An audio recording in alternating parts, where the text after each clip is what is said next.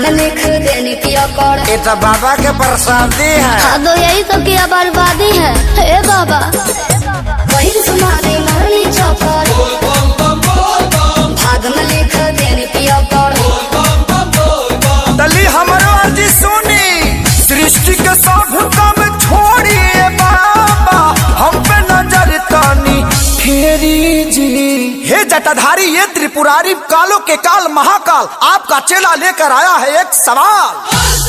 कृपा करी रउआ पे ही तैयारा भागिए बाबा, हम कहाइले बजेरी जी।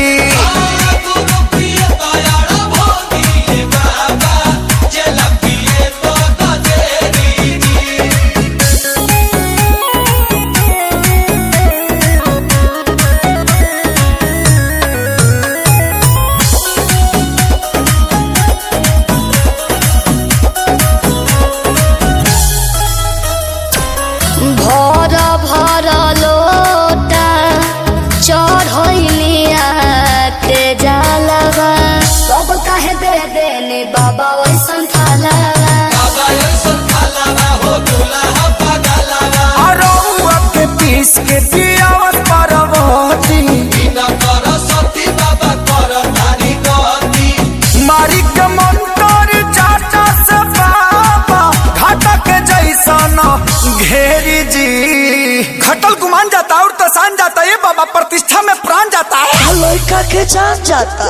रउआ पे ही तैयारा भागिए बाबा, हम कहाइले बजेरी जी।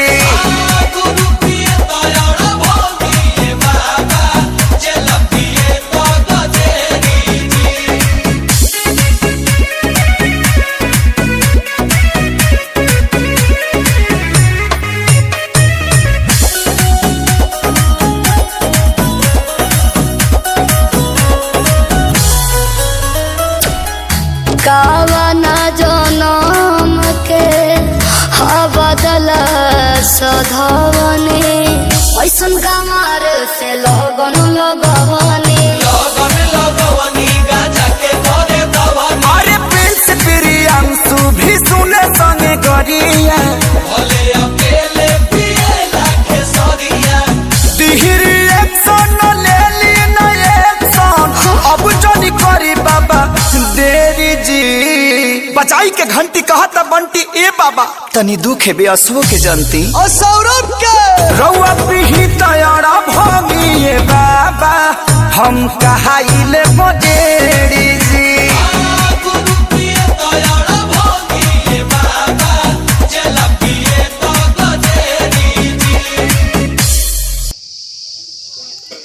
हेलो फ्रेंड, मैं जैन सुडान में आप सभी का स्वागत करती हूँ। आप सब कैसे हैं? बहुत ही अच्छे होंगे, स्वस्थ और मस्त होंगे, अपने काम में व्यस्त होंगे। मुझे भी आशीर्वाद दीजिए, हम भी ठीक रहें, स्वस्थ रहें, मस्त रहें और अच्छा आप तक वीडियो डालते रहें फ्रेंड।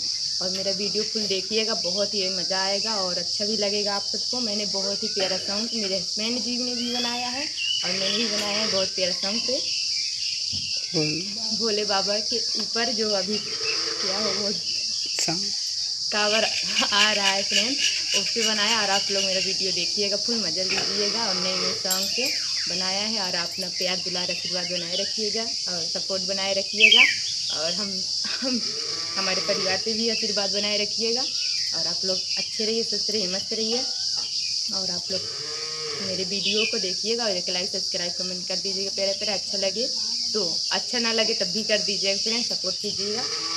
और आप लोग कैसे हो कैसे नहीं, मिलते हैं फिर किसी नेक्स्ट वीडियो में। तब तक के लिए मेरे वीडियो में बने रहिए और आप लोग बोलिए जय श्री राम, राधे राधे, हर हर महादेव।